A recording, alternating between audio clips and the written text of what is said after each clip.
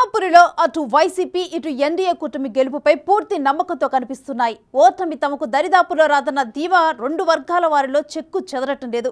అక్కడ ఎంపీ అభ్యర్థులుగా పోటీ చేసిన వేమిరెడ్డి ప్రభాకర్ రెడ్డి, విజయసాయి రెడ్డిలు ప్రత్యక్ష రాజకీయాలకి కొత్త అయినప్పటికీ తమ పార్టీల విజయం కోసం చేయాల్సిందంతా చేశారు. ముఖ్యంగా టీడీపీ అభ్యర్థి వేమిరెడ్డి తన గెలుపుతో పాటు జిల్లాలోని అన్ని అసెంబ్లీ స్థానాల్లో జెండా పాతడానికి గట్టిగానే చక్రం తిప్పారంటున్నారు. ఆ క్రమంలో పోలింగ్ ముగిశాక ఎవరి లెక్కలతో వారు గెలుపు తమదే అంటున్నారు. ఎన్నడూ లేని విధంగా పోలింగ్ శాతం పెరగడంతో ఓటర్లు ఎవరికి పట్టం కట్టారన్నది ఎవరికీ అంతుపట్టకుండా తయారైంది. ఉమ్మడి నెల్లూరు జిల్లాలో ఈసారి జరిగిన సార్వత్రిక ఎన్నికలు ఎవరిని విజేతలుగా చేస్తాయో చెప్పడం సాధ్యం కాని పరిస్థితులు నెలకొన్నాయి. 2014లో తెలుగుదేశం పార్టీ అభ్యర్థులు మెజారిటీ సాధిస్తారని పోలింగ్ ముగిసే నాటికి ఓ క్లారిటీ వచ్చింది. 2019లో జరిగిన ఎన్నికల్లో వైసీపీ అత్యధిక సీట్లు సాధిస్తుందని ఓటర్లు వారి శైలిలో కన్ఫర్మేషన్ ఇచ్చారు. కానీ ఈసారి జరిగిన ఎన్నికల్లో ఏ పార్టీ అభ్యర్థులు గెలుస్తారు అంటే ఎనలిస్టులు సైతం ఖచ్చితంగా చెప్పలేకపోతున్నారు. ఓటర్లు వారి అభీష్టాన్ని ఈవీఎంలలో నిక్షిప్తం చేసి నిగూఢంగా వ్యవహరిస్తున్నారు. దాంతో ఎవరు గెలుస్తారు అన్న అంశంపై రాజకీయ విశ్లేషకులకు కూడా ఓ క్లారిటీ లేకుండా పోయిందట. అయితే అభ్యర్థులు మాత్రం భలే ఖుషీగా కనిపిస్తుండడం విశేషం. ఓటమి అన్న ఆలోచన మదిలోకి రానియడం లేదు. గెలిచి తీరతామన్న వాదన బలంగా వినిపిస్తున్నారు. అయితే గెలుపుపై వారుకున్న నమ్మకం ఏంటి అన్న విషయాన్ని ఓసారి పరిశీలిస్తే ఈసారి జరిగిన సార్వత్రిక ఎన్నికల్లో మహిళలు, వృద్ధులు, యువతపైనే రెండు పార్టీలు నమ్మకం పెట్టుకున్నాయి. ఆ నమ్మకం నిజమవుతుందో లేదో కానీ పార్టీ నేతల నమ్మకం చూస్తే బెట్టింగ్ రాయుళ్లు మాత్రం చెలరేగిపోతున్నారు. సీఎంగా జగన్మోహన్ రెడ్డి ప్రమాణ స్వీకారం నాటి నుంచి ఎన్నికల కోడొచ్చే వరకు సంక్షేమ పథకాల పేరుతో నవరత్నాలు వెదజల్లారని, ఆ సంక్షేమ ఫలాల ప్రభావంతో మహిళలు, వృద్ధులు తమ పార్టీని మరోసారి ఆదరించి తీరతారని వైసీపీ నాయకులు గట్టిగా నమ్ముతున్నారు.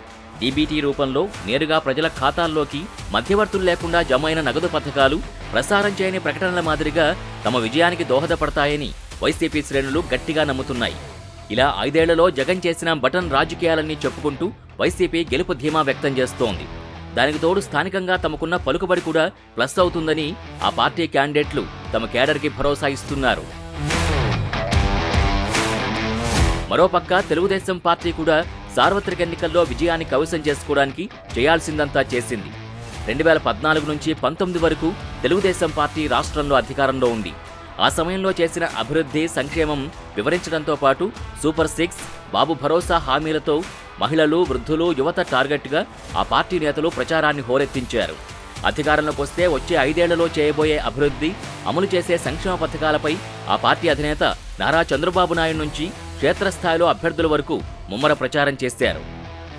మరోవైపు జగన్ పాలనలో పెరిగిన కరెంటు ఛార్జీలు, ఇసుక కొరత, పడకేసిన అభివృద్ధిపై విస్తృతంగా జనంలోకి వెళ్లారు. ఇక వైసీపీ బిల్లు పాస్ చేసిన ల్యాండ్ టైటిలింగ్ యాక్ట్ను కూడా టీడీపీ ప్రధాన ప్రచారాస్త్రంగా మార్చుకుంది. కొత్త చట్టంతో ప్రజల భూములు, ఆస్తుల్ని వారి చేతుల్లోంచి లాగేసుకుంటారని, కబ్జాకోరులు చెలరేగిపోతారని మిత్రపక్షాల నేతలు చేసిన ప్రచారం రూరల్ ప్రాంతాల ఓటర్లపై ప్రభావం చూపించిందంటున్నారు. వైసీపీ అధికారంలో ఉండగా అవినీతి రాజ్యమేరిందని, అరాచక పాలన కొనసాగిందని విమర్శల వర్షం కురిపించారు. ఇక సరిగ్గా ఎన్నికల ముందు నెల్లూరు జిల్లాలో మారిన రాజకీయ సమీకరణాలు కూడా ఈసారి ఫలితాలపై ప్రభావం చూపించే పరిస్థితి కనిపిస్తోంది. గత ఎన్నికల సమయంలో వైసీపీ రాజ్యసభ సభ్యుడిగా వేమిరెడ్డి ప్రభాకర్ రెడ్డి జిల్లాలో ఆ పార్టీ క్లీన్ స్వీప్ చేయడంలో కీ రోల్ పోషించారు. తర్వాత 5 ఏళ్ల పాటు రాజ్యసభ ఎంపీగా జిల్లా వైసీపీ నేతలతో సాన్నిహిత్యం కొనసాగించిన వేమిరెడ్డి పలు అభివృద్ధి కార్యక్రమాల్లో తనదైన మార్కు చూపించారు. జిల్లా వైసీపీని తన వెంట నడిపించుకున్న ఆయన ఈసారి టీడీపీ ఎంపీ అభ్యర్థిగా పోటీ చేయడం తమకు మరింత ప్లస్ అయిందంటున్నారు తెలుగు తమ్ముళ్లు. ఉమ్మడి నెల్లూరు జిల్లాలోని 10 నియోజకవర్గాల్లో ఈసారి ఎన్నడూ లేని విధంగా అనేక పోలింగ్ కేంద్రాల్లో పోలింగ్ రాత్రి వరకు సాగింది. ఎండలు ఎక్కువగా ఉండడం వల్ల మధ్యాహ్నం పైన వచ్చిన ఓటర్స్తో పోలింగ్ కేంద్రాలు కిక్కిరిశాయని కొందరు భావిస్తున్నారు. అయితే ఆ సమయంలో వచ్చిన ఓటర్లు రాత్రి 12 వరకు కూడా క్యూ లైన్లో నిలబడి ఓటు హక్కును వినియోగించుకున్నారు. జగన్ పాలనతో విసిగిపోయి మార్పు కోరుకోవడం వల్లే వారంతా బూతులకు క్యూ కట్టారని తెలుగుదేశం పార్టీ నేతలు నమ్మకంతో ఉన్నారు. అదేవిధంగా మహిళలు, వృద్ధులు అత్యధికంగా తమ పార్టీకి ఓట్లు వేశారని, వారంతా జగనన్న పాలనే కోరుకుంటున్నారని వైసీపీ నేతలు వాదిస్తున్నారు. ఇలా మహిళలు, వృద్ధులు, యువతపై ఎవరి నమ్మకం వారు వ్యక్తం చేస్తుండటంతో అసలు ఆయా వర్గాల ఓటర్ల మొగ్గు ఎటు ఉందనేది అంతుపట్టకుండా తయారైంది. కౌంటింగ్ గడువు సమీపిస్తుండటంతో బెట్టింగ్ బాబులు ఎవరి నమ్మకంతో వారు కాయ్ రాజా కాయ్ అంటూ ఉండడంతో లక్షల రూపాయలు చేతులు మారుతున్నాయి. మరి చూడాలి ఈసారి ఎవరి పంట పండుతుందో.